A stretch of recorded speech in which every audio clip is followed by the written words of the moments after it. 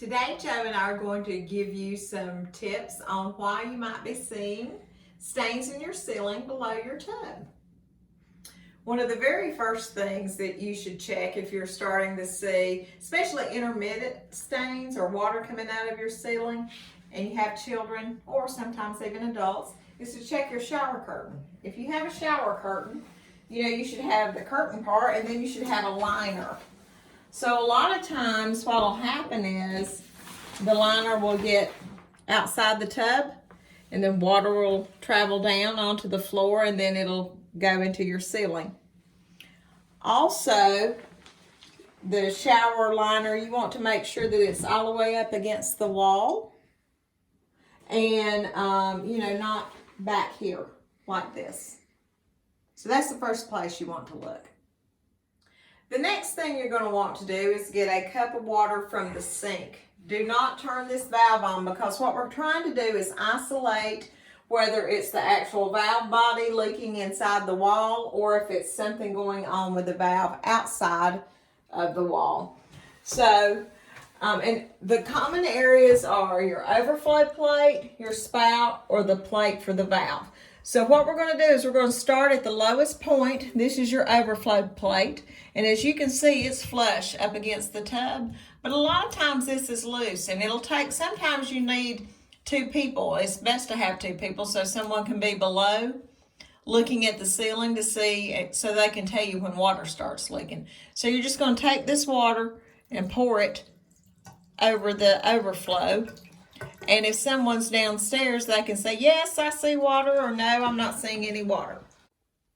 Okay, now we have a fresh cup of water from the sink.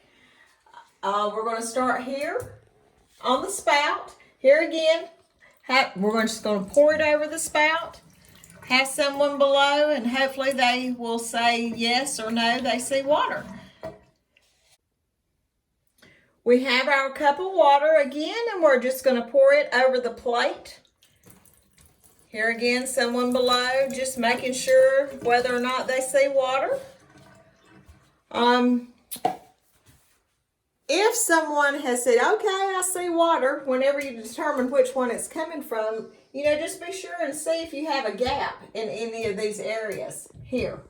So if you do have a gap, you're going to want to get some caulk and caulk the area where the gaps are, and that should solve your problem. Just be sure to follow the directions on the caulk to let it dry properly.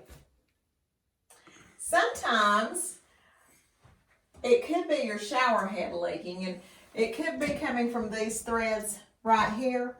So obviously you'll want to not stand where I'm standing to test this, but now you can turn your shower on and see if water is spraying back here against your wall and running down the wall and across the top of your tub and then down to the floor. That would be another area that could be causing water to go into your tub. Into your ceiling. So these are just areas for you to check, and hopefully this has been real helpful for you. So if you've tried all the things that we just showed you, and you still don't see water, it's time to turn your valve on. So what we're going to do is, we're just going to turn the valve on and let it run. Here again, you're going to have someone below. So it could actually be your tub drain, or it could be your valve body inside the wall. You can also turn it on and, divert your water out of the shower. And if you start seeing water, you're obviously going to have to cut the ceiling below or cut the wall behind the valve so you can determine where the water exactly is coming from.